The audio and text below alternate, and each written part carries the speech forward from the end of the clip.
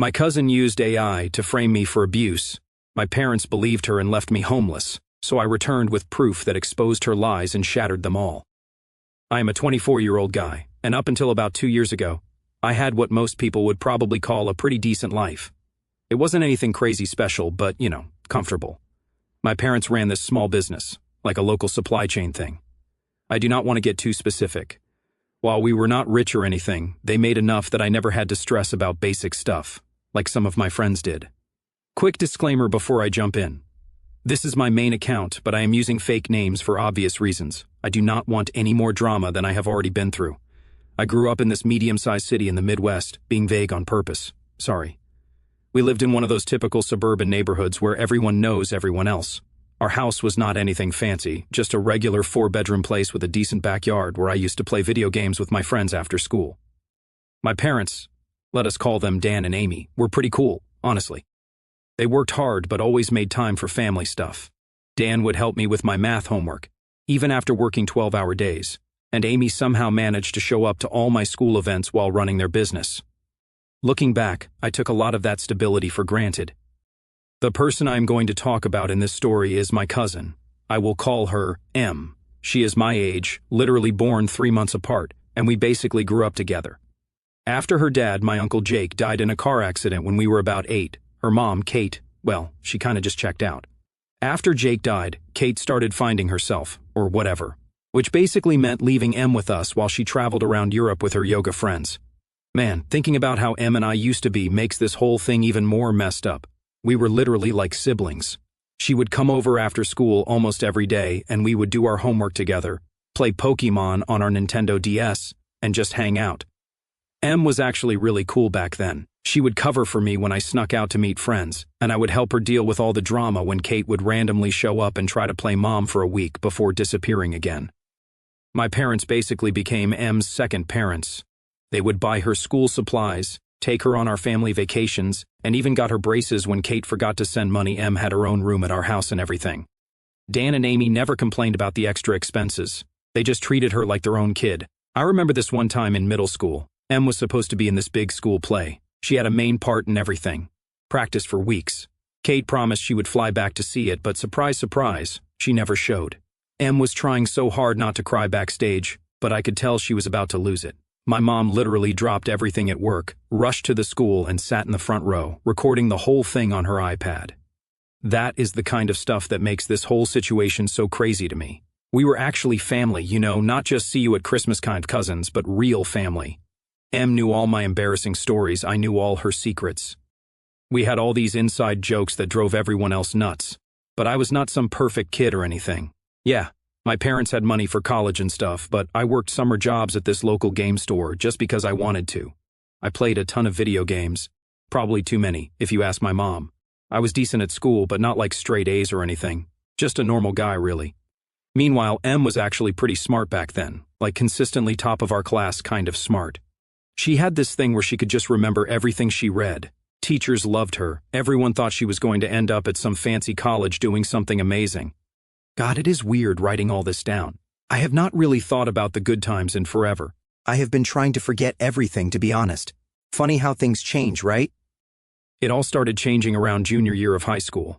M was still living with us most of the time, since her mom, Kate, was off doing whatever with husband number 3, or maybe number 4. Honestly, I lost count at this point. But something was different. The first thing I noticed was how M started getting really weird about social media, like really weird. She would spend hours taking hundreds of selfies just to post one, and then obsessively check how many likes she got compared to other girls at school. I remember this one time she literally cried because some random influencer's post got more engagement than hers. I tried telling her it was not a big deal, but she just snapped at me saying I would not understand. Then she started hanging out with this new group of girls. You know the type, the ones who were always bragging about their designer stuff and whose parents drove fancy cars. M started coming home talking about how basic our house was. The same house she practically grew up in, by the way, and how embarrassing it was that my mom still shopped at Target. The really weird part, M started making up these crazy stories about her mom, like telling people Kate was this successful businesswoman traveling the world, making deals, when in reality she was just hopping between yoga retreats and burning through what was left of Uncle Jake's life insurance money. My parents never corrected her because they did not want to embarrass her. but it was pretty cringe watching her lie to everyone. The money thing got really intense. Em would borrow my mom's clothes and accessories and never return them. She started asking for expensive stuff for her birthday and Christmas, then throw these massive tantrums if she did not get exactly what she wanted. One time, she literally stopped talking to my parents for a week because they got her the regular iPhone instead of the Pro Max version. Like, who does that?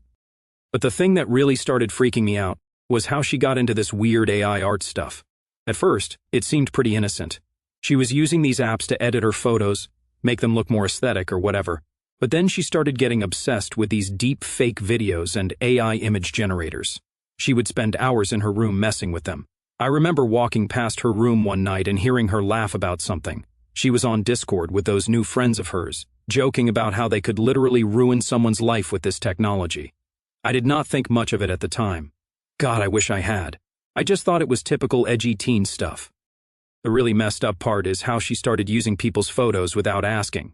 She would take pictures from our family events or parties and run them through these AI things to make weird edits. Some of them were pretty disturbing, to be honest. My mom found some on her laptop once and tried to talk to her about it, but Em just said she was practicing her art and that we did not understand digital culture. Around this time, she also started this weird thing where she would always position herself in family photos so she looked like the main character.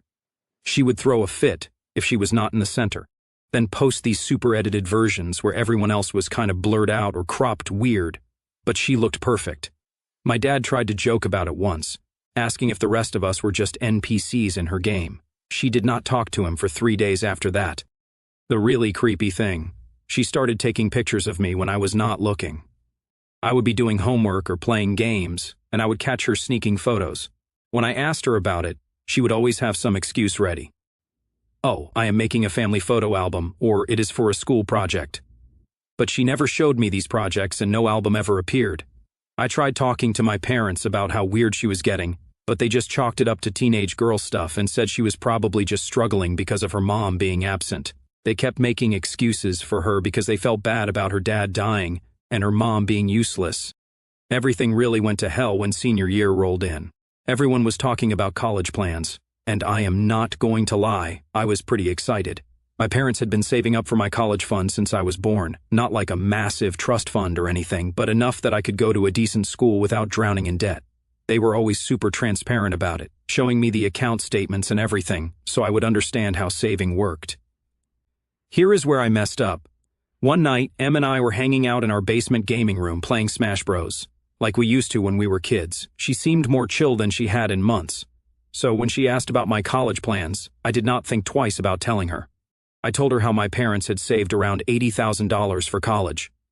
Typing that number out now makes me cringe so hard, knowing what happened to it. Em got really quiet, which should have been my first warning sign. Then she started asking all these specific questions about the account. Where was it held? Was it in my name?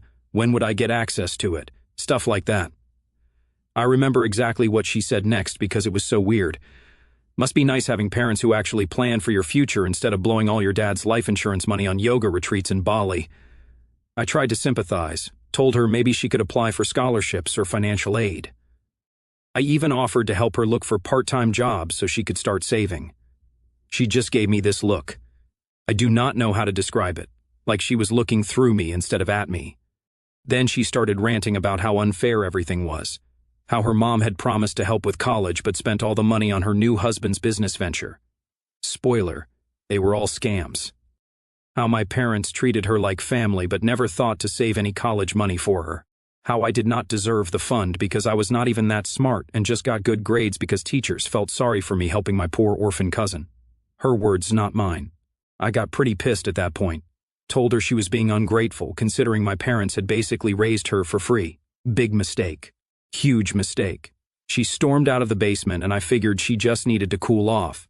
I went back to gaming and texted my girlfriend Sarah about hanging out later. Sarah was supposed to be this big part of my future. We had been dating since sophomore year and were planning to go to the same college. The next morning, Em was not at breakfast, which was weird because she always had breakfast with us. Mom said she had left early to work on a school project. Looking back, she was probably already setting her plan in motion. That whole day at school felt off. People were giving me weird looks, whispering when I walked by.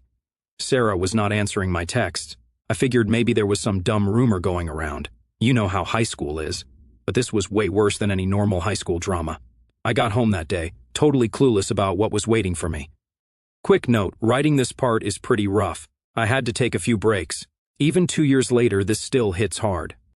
When I walked in, everyone was in our living room. And I mean everyone. My parents, Em and her mom, Kate, who I had not seen in like 8 months, by the way. Even Sarah's parents were there. Em was crying on the couch with Kate holding her, which was rich considering Kate had not given a damn about her for years. The moment I walked in, the room went dead silent. You know that feeling when you walk into a room and you just know everyone was just talking about you? Yeah, multiply that by like 1,000. I remember asking, what is going on? Like some idiot in a horror movie. Em started crying harder. Looking back now, her acting skills were pretty impressive, not going to lie. My mom would not even look at me. My dad just sat there with his head in his hands. Then Kate pulled out her iPad. She had this whole presentation ready. I kid you not. She started showing everyone these Discord servers I had supposedly been part of, where people were trading AI-generated images.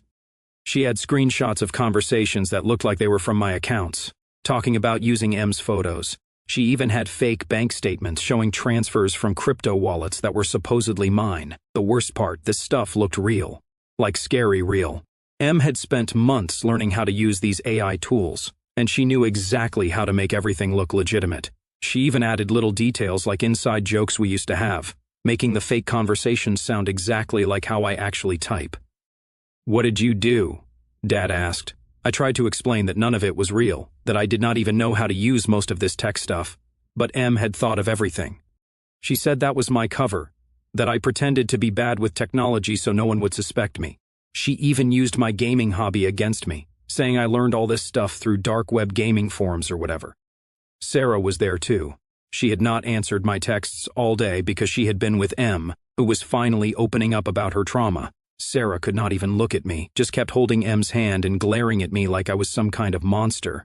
What really stung was not just that Sarah believed Em, it was how eager she was to throw me away. There was no hesitation, no doubt. It was immediate. She did not ask for proof, did not question the absurdity of the situation, did not even stop to consider that maybe, just maybe, the guy she had been with for years was not some secret monster. She acted like she wanted to believe the worst about me, like it was easier for her to rewrite our history than to face the possibility that she was being manipulated.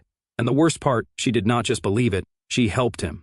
She amplified the lies, made sure our friends heard them, turned every mutual connection against me. I was not just guilty in her eyes, I was someone she had to erase completely.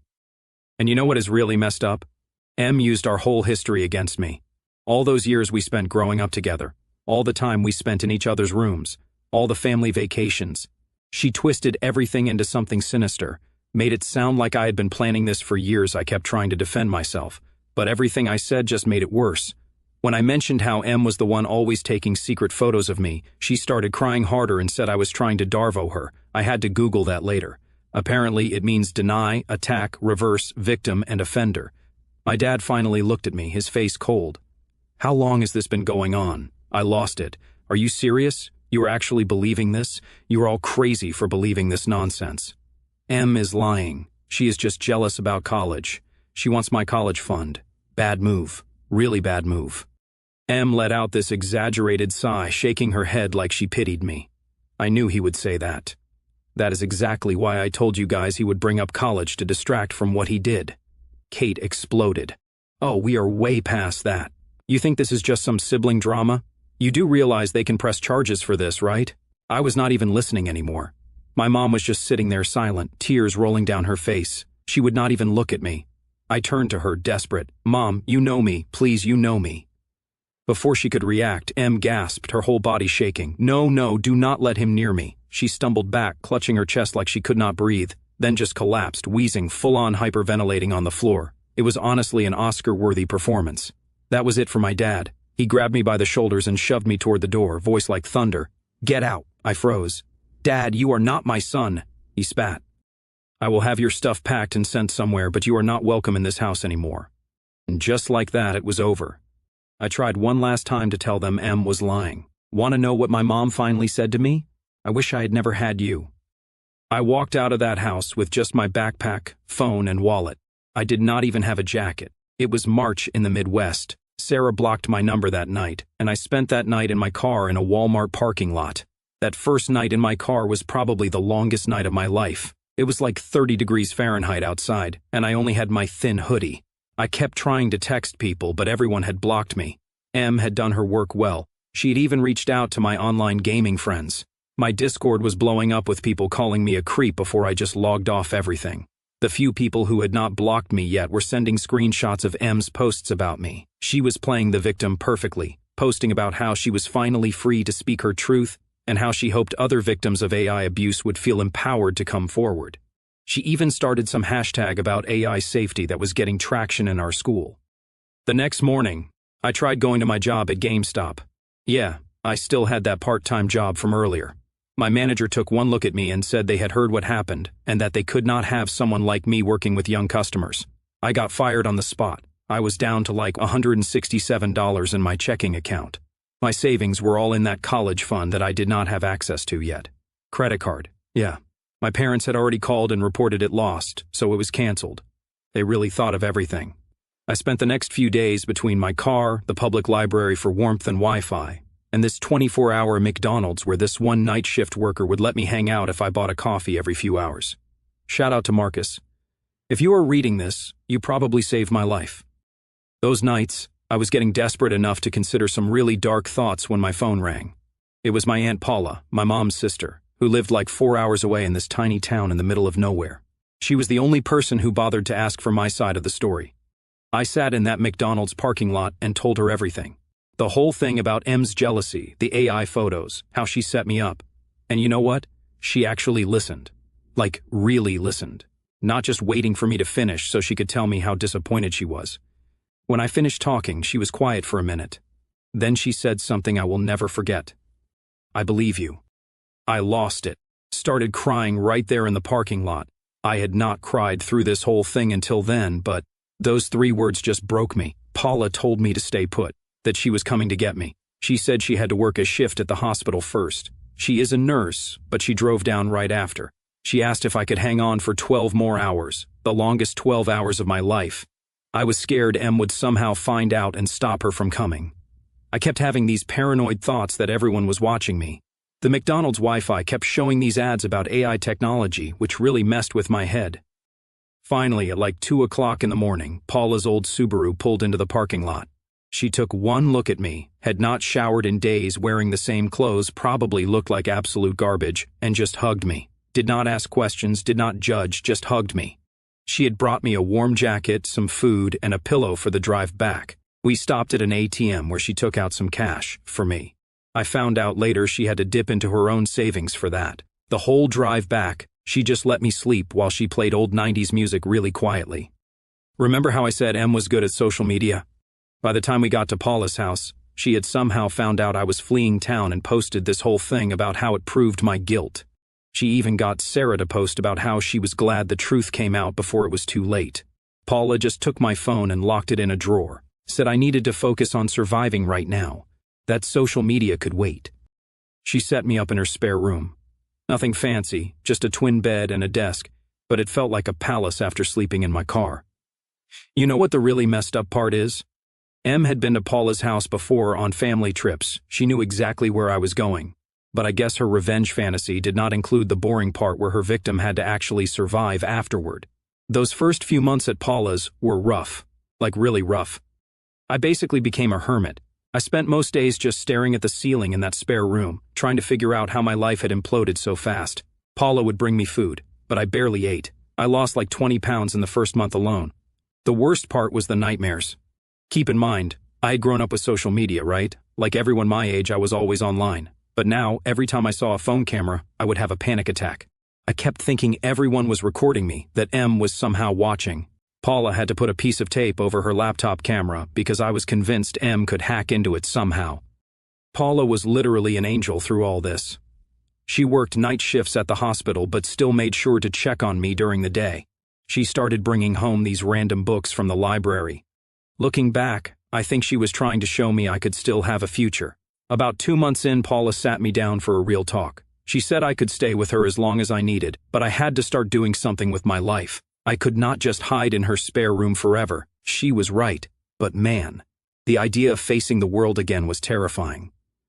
The next day, she brought home this flyer for the local community college. They had night classes in first. And computer science. Ironic, right?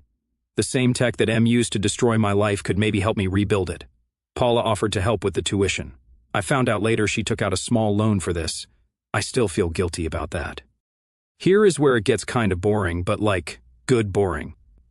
I started taking these basic IT classes. Turned out I was actually decent at it. The teachers did not know my backstory, did not look at me like I was some kind of monster. It was nice just being treated like a normal person again.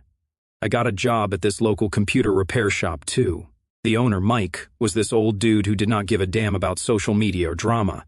He just cared if you could fix computers or not. The pay was not great, but it was something.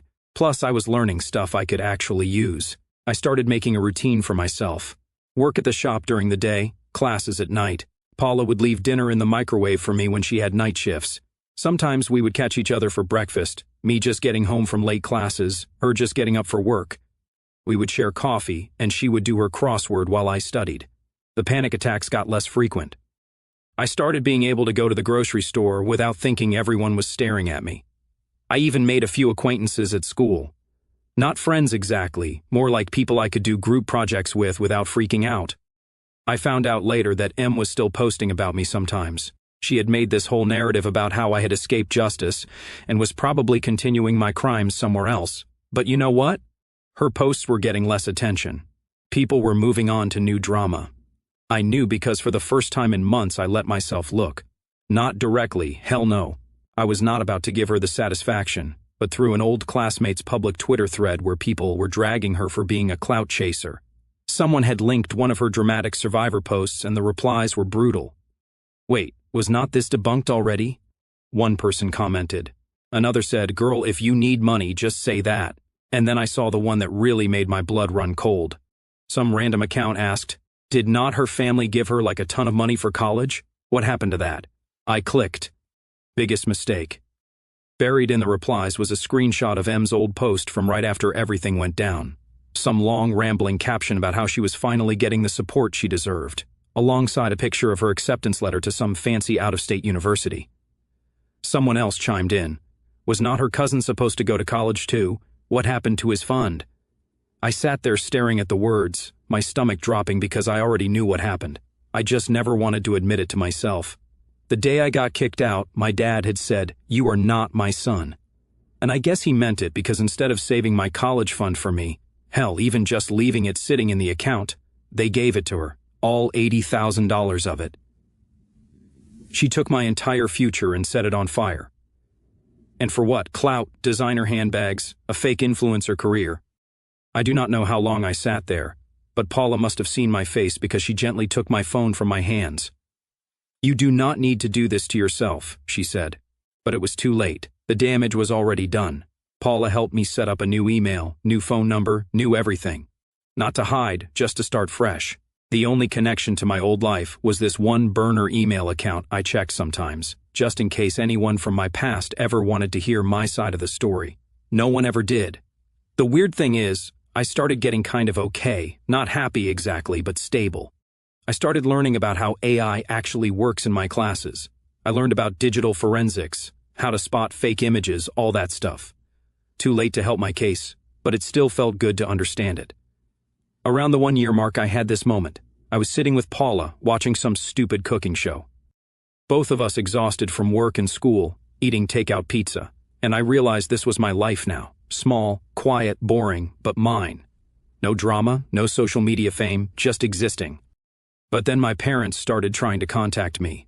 It started with emails, like a lot of emails from my parents. Subject lines like, please read this and we need to talk and we made a terrible mistake. I ignored them all. Paula saw them too. We share Netflix, and sometimes I forget to log out of my email on her tablet. Then they started calling Paula like constantly. She did not tell me at first. She did not want to mess with my head when I was finally doing okay. But one night after her shift, she sat me down with this serious look on her face. Turns out M had messed up, like really messed up. Remember that college fund my parents gave her? Yeah, she blew through it in less than 1 year. But that is not even the crazy part. M had dropped out of college after 1 semester.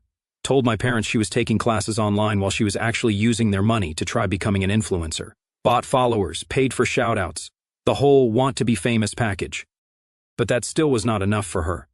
She started pulling the same stunt she did with me, but this time she targeted my dad. She created this whole fake story about how he had been inappropriate with her, complete with AI-generated evidence and everything. She said he had been using the college money to buy her silence. But the really messed up part, she was sloppy this time. Got too confident, I guess. She started showing the AI-generated stuff to people who actually knew about that technology. Someone pointed out the telltale signs of AI manipulation. You know those little glitches that programs leave behind. But Em did not stop there. When my dad cut off her money, she went nuclear. Started posting all this stuff online about him, trying to get him canceled or whatever. She even tried to get my mom involved, saying she knew about everything. Here is where karma finally showed up. Em did not realize that in the 2 years since she pulled this with me, AI detection technology had gotten way better. Some IT guy my dad hired for his business took one look at her evidence and spotted all the signs of AI manipulation. The whole house of cards started falling apart. People started questioning her story. Then they started looking back at what she had done to me. Someone even found old cached versions of her social media posts where she had messed up and posted the original unedited versions of some photos. My parents were devastated, not just because of what Em was doing to them, but because they finally realized what they had done to me. They found out I was living with Paula. Em had been telling everyone I had fled the country and started trying to contact me. Paula showed me all their messages. They were a mess. My mom was having panic attacks. Dad could not sleep. They wanted to make things right. Said they would do anything to fix what they had done. Well, honestly, part of me was happy they were suffering. How messed up is that? My own parents, and I was glad they were getting a taste of what I went through, but mostly I just felt nothing. Like, reading their desperate messages did not even make me angry anymore. They were basically strangers to me now. Paula thought I should talk to them. Said it might help me move on, but I did not want to move on. I had built this new life for myself without them, without all that drama. Why should I let them mess that up? Then Em showed up at my parents' house crying, saying she needed help. She said she was sorry that she had gotten carried away, that she would make it right. My parents actually started to believe her again. Can you believe that? That is when I decided to go back. Not for them, not for closure or whatever people talk about. I went back because I was done letting Em destroy people's lives with her lies. I did not tell anyone I was coming. Paula thought I was crazy, but she helped me plan everything. I had learned enough about technology by then to know what I was doing.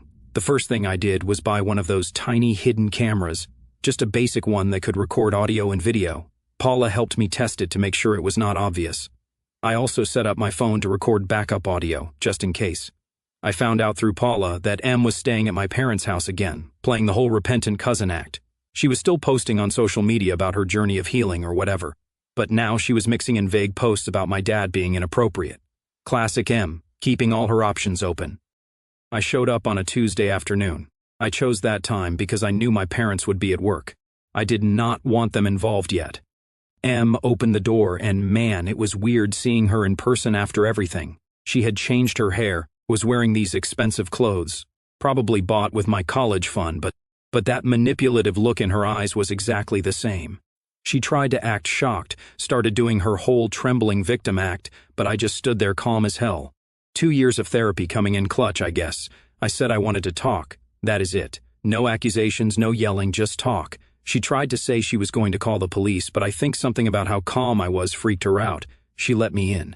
We sat in the kitchen, the same kitchen where we used to do homework together as kids, and I just let her talk, let her dig her own grave. I asked her simple questions, and watched her story fall apart. The best part, she actually admitted everything, not because she felt guilty, but because she was proud of it. She straight up told me she did it because she could, because it was too easy.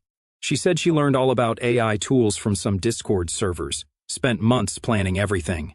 Then she started bragging about how she was going to do the same thing to my dad, how no one could prove anything. She literally said, "It is my word against his, and everyone always believes the victim." That is when I took out my phone and played back the last 30 seconds of our conversation. You guys, I wish I had a picture of her face in that moment. She went from smug to terrified in like 2 seconds. She tried to grab my phone, but I had already backed everything up to the cloud. Learned that trick in my IT classes. She started crying, but not her usual fake tears. Real ugly crying. She begged me not to show anyone the recording, offered to tell everyone she made everything up about me, even offered to split what was left of the college fund, of which there was nothing left. I did not say anything, just texted my parents to come home. They showed up 20 minutes later and found us sitting there, me calm, M having a complete meltdown. I played the whole recording for them, everything. M admitting she made up the original accusations, her bragging about the AI photos, her plans to do the same to my dad. All of it. My mom threw up. Like literally ran to the bathroom and threw up. My dad just sat there looking like his whole world was collapsing, which I guess it was. M tried one last time to manipulate the situation, started saying she only did it because she was traumatized by her dad's death and her mom abandoning her, that she needed help, not punishment. She pulled the whole "we are family" card. I looked her dead in the eyes and said, "We are not family, we never were." Then I sent the recording to everyone, her mom, my extended family, her friends, everyone who had blocked me 2 years ago. I also sent it to the college she dropped out of, explaining how she had scammed my parents out of the tuition money. The aftermath was pretty much what you would expect. M's mom finally showed up, but only to tell her she was cutting her off. My parents tried to press charges, but there was not much legal ground, since M had technically never blackmailed them for money. She just manipulated them into giving it. My parents begged for forgiveness, like literally begging, but you know what? I could not give it to them. Maybe that makes me a bad person, but I just could not. I told them I did not hate them anymore, but I did not want them in my life either. Last I heard, M is living with some random roommates working retail. She tried to restart her social media, but nobody wants anything to do with her. Turns out people do not like finding out they were manipulated. I went back to Paula's house, back to my quiet life, my IT classes, my small circle of new friends who do not know or care about my past. Sometimes I still have nightmares about cameras and AI, but they are getting less frequent. Paula says I should be proud of how I handled everything. Says I got justice without becoming like M. I do not know about that. Some days I am not sure if exposing her made me better or worse than her. But you know what? I am free. Really, properly free. M cannot hurt me anymore. Cannot hurt anyone else either. And that is enough.